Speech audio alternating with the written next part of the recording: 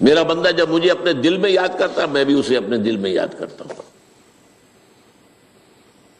جب میرا بندہ کسی محفل میں میرا ذکر کرتا ہے میں اس سے کہیں بہتر محفل میں اس کا ذکر کرتا ہوں. اللہ کی محفل تو ملائے اعلیٰ کی ہے، ملائکہ مقربین کی ہے. بہرحال اللہ کو تم اپنے دل میں مستحضر رکھو، اللہ تعالیٰ تمہیں بھی یاد رکھے گا. دوبارہ فرمایا احفظ اللہ تجدہ امامک تجاہک، اللہ کو یاد رکھو تو اپنے سامنے موجود پاؤ گے. جب چاہو دعا کرو تو احفظ اللہ تجدہ امامک یا تجاہک، اپنے سامنے موجود پاؤ گے. اذا سالتا فاسأل اللہ، اب آ گیا وہ مرکزی مضمون. دیکھو جب مانگو اللہ سے مانگو، غیر اللہ کے سامنے ہاتھ دراز کرو ہی مت.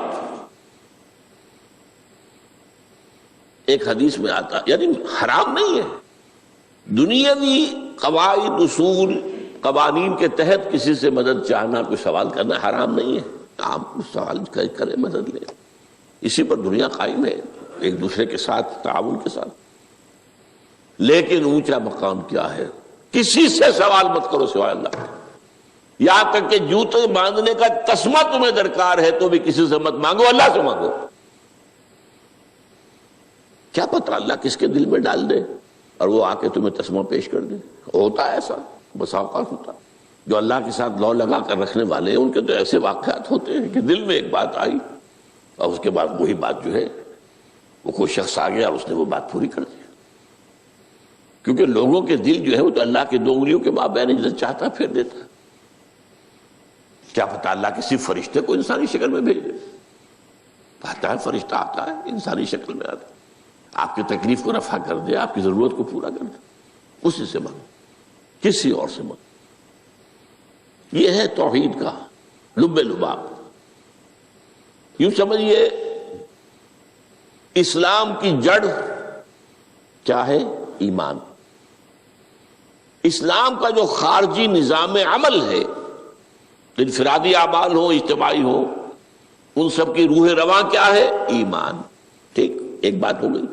ایمان کا خلاصہ لب لباب کیا ہے؟ ایمان باللہ. جیسے ایمان بالآخرہ بھی ہے، ایمان بالملائکہ ہے، ایمان بالانبیاء ہے، ایمان بالرسل ہے، ایمان بالکتب ہے، ایمان بالقدر ہے.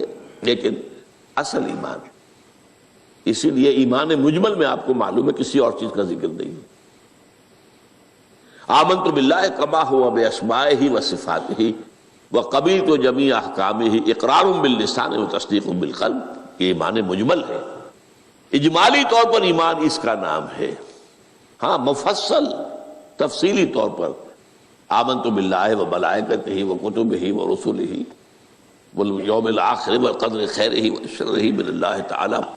تو اسلام کی جڑ ایمان، اور اسلام کا سارا جو نظام عمل ہے، چاہے انفرادی اعمال ہو چاہے اجتماعی، ان سب کی روح رواں ایمان. اور ایمان کا خلاصہ ایمان باللہ. اور ایمان باللہ کا اصل حاصل وہ ہے جو اس حدیث میں آ رہا ہے. اس کے دو ہیں تقاضے: عبادت صرف اسی کی، استعانت صرف اسی سے. اس لیے میں نے سورہ فاتحہ کا تذکرہ شروع میں کیا. یہ عبادت کا جوہر ہے، عبادت کا جو ہے یہ ایمان کا حاصل. عبادت صرف اس کی اور استعانت صرف اس سے. استعانت ہی میں سوال بھی آ گیا، یہ بھی مدد ہے. آپ کسی سے کچھ مدد مالی چاہ رہے ہیں یا کوئی اور مدد چاہتے ہیں، کسی کام میں مدد چاہتے ہیں، جیسے میں نے کہا تھا کہیں سفارش کرانا چاہتے ہیں، یہ بھی ایک مدد ہے. وَإِذَا اسْتَعَنْتَ فَاسْتَعِنْ بِاللَّهِ. اور جب مدد مانگو صرف اللہ سے مانگو. اور وہ سارے الفاظ یاد کر لیے: استدعاء، استعانت، استغاثہ. یہ جو غوث اعظم سے استغاثہ کیا جاتا ہے یہ تو شرک ہے. استغاثہ اللہ سے، دعائی اللہ کا. اس اعتبار سے استمداد، استعانت، استدعاء، استغاثہ یہ سب اللہ سے، صرف اللہ سے. عبادت صرف اللہ کی، ایاک نعبد، اور استعانت صرف اللہ سے. مانگو صرف اللہ سے، جب مدد طلب کرو صرف اللہ سے، اور جان لو اگر تمام لوگ جمع ہو کر تمہیں کوئی فائدہ پہنچانا جائے نہیں پہنچا سکتے، الا بشیء قد کتب اللہ لک وان اجتمعوا علی ان یضروک بشیء لم یضروک الا بشیء قد کتب اللہ علیک، اگر سب مل کر چاہیں تمہیں کوئی نقصان پہنچا دے نہیں پہنچا سکتے مگر وہی کچھ جو اللہ نے تمہارے لیے لکھ دیا۔ اب بتائیے خوف کی جڑ کٹ جائے گی کہ نہیں؟ یہ جو ایمان جو ہے یہ خوف اور حزن دونوں سے نجات دلانے والی بات ہے۔ جو حقیقی مومن ہے وہ اللہ کا ولی ہے، حقیقی مومن وہ اللہ کا ولی ہے، اور الا ان اولیاء اللہ لا خوف علیہم ولا هم يحزنون، یہ اولیاء اللہ کو علیحدہ مخلوق نہیں ہے، کوئی ان کے سر پہ سینگ نہیں ہوتے، انسان ہی ہوتے ہیں، لیکن حقیقی معنی میں مومن ان اعتبارات سے جو آج ہم پڑھ رہے ہیں، ایمان اس درجے کا پہنچ گیا تو وہ اللہ کا ولی ہے۔ ان لوگوں کے لیے خوف کس بات کا ہوگا؟ کس سے خوف کروں؟ اس کے ہاتھ میں کچھ ہے ہی نہیں، اور اگر کچھ اللہ نے میرے لیے لکھ دیا وہ آ کر رہے گا، چاہے میں لاکھ گڑ گڑاؤں اور اس کے سامنے کہ مجھے چھوڑ دے، اگر اللہ نے لکھا وہ آیا وہ تو آئے، تو کاہے کو اس کے سامنے گڑ گڑانا، کاہے کو جمبسائی کرنا اس کے سامنے، اور کسی کے ہاتھ میں کچھ ہے ہی نہیں، میرا خیر ہے ہی نہیں، کاہے کو خوشامد کروں اس کی۔ اور سنیے، رفعت الاقلام، دیکھو نوجوان، قلمیں اٹھا لی گئی ہیں، وجفت الصحف، اور جو رجسٹر ہیں صحیفے ان کی سیاہی خشک ہو چکی ہے۔ یہ ہے وہ اللہ کا علم، اس میں ہر شے لکھ دی گئی، اس کے قلم اٹھا لیے گئے۔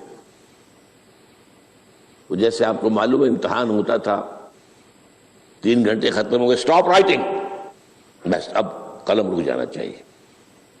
وہ قلم تو تقدیر کا کاتب جو ہے وہ قلم اس کا اب اٹھا لیا گیا، اور جو صحیفے جن پر کہ لکھا گیا وہ خشک بھی ہو گئے۔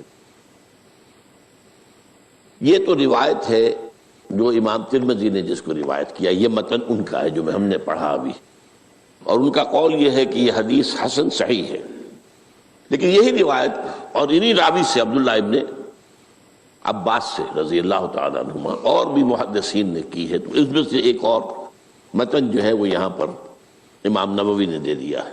احفظ اللہ تجدہ امامک، یہ تو پہلا وہ ٹکڑا تھا، وہ تجاہک تھا، یہاں امامک ہے، مطلب ایک ہی ہے، اپنے سامنے پاؤ گے۔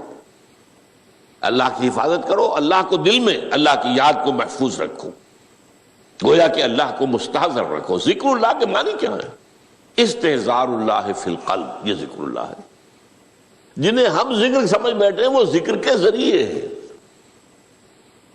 اقیم الصلاۃ لذکری، نماز قائم کرو میری یاد کے لیے، نماز ذریعہ ہے یاد کا۔ یہ علیحدہ بات ہے کہ آپ نے 17 رکعتیں بھی پڑھ لی ہو عشاء کی اور یاد آپ کو آئی ہی نہیں کوئی، آپ تو ایک میکینیکل انداز میں جو ہے وہ اٹھک بیٹھک کر رہے ہیں اور آپ کی زبان سے کچھ نکل رہا ہے، اس کا آپ کے شعور سے، دل کی گہرائی سے کوئی رابطہ ہے ہی نہیں، وہ ذکر تو نہیں ہوا۔ ہاں نماز فرض تھی وہ ادا ہو گئی، آپ کی ایک فرض ادا ہو گئی۔ تو جنہیں ہم نے ذکر سمجھا وہ ذرائع ذکر ہے، اللہ اللہ سبحان اللہ زبان سے، یہ تاکہ اس کے نتیجے میں وہ ذکر حاصل ہو جائے۔ استحضار اللہ فی القلب، ذکر کے معنی ہے استحضار اللہ فی القلب۔ تعرف الی اللہ فی الرخاء، اور دیکھو کشادگی کے وقت میں تم اللہ کو یاد رکھو، اللہ کی طرف رجوع کیے رہو، بھول نہ جاؤ۔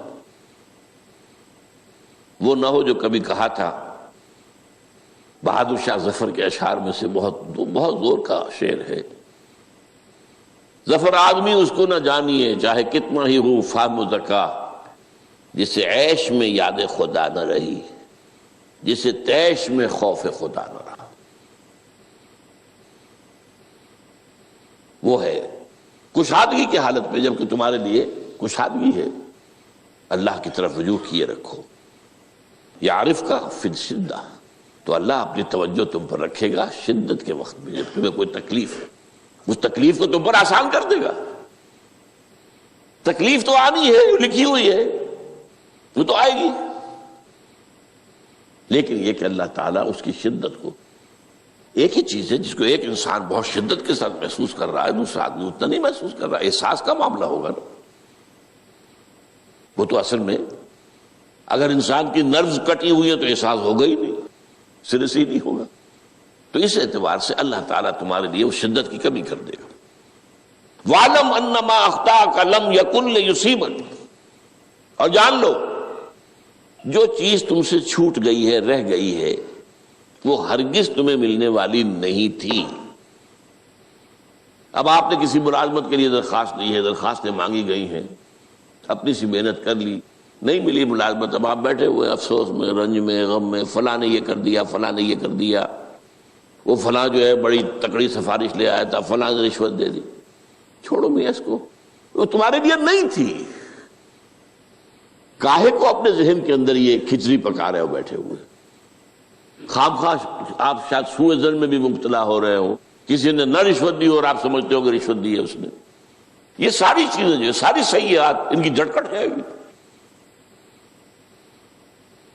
وَعْلَمْ أَنَّمَا أَخْطَأَكَ لَمْ يَكُنْ لِيُصِيبَكَ وَمَا أَصَابَكَ، جو چیز تم پر آ گئی، لَمْ يَكُنْ لِيُخْطِئَكَ، ہو ہی نہیں سکتا تھا کہ وہ تم پر نہ آتا۔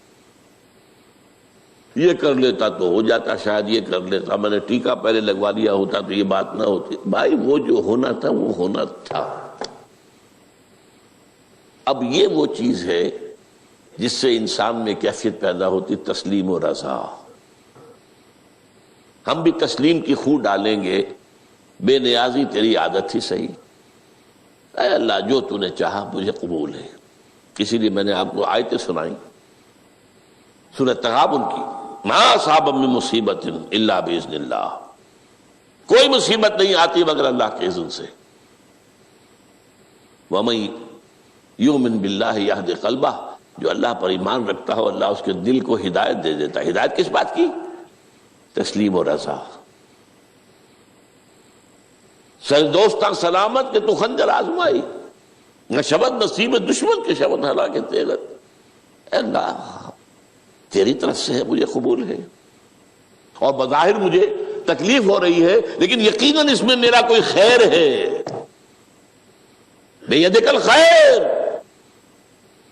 تیرے ہاتھ میں تو خیر ہی خیر ہے، جو بھی تیری طرف سے آئے۔ سر تسلیم خم ہے جو مزاج یار میں آئے۔ اور یہ مضمون جو ہے زیادہ بڑے پیمانے پر سورہ حدید میں آیا ہے۔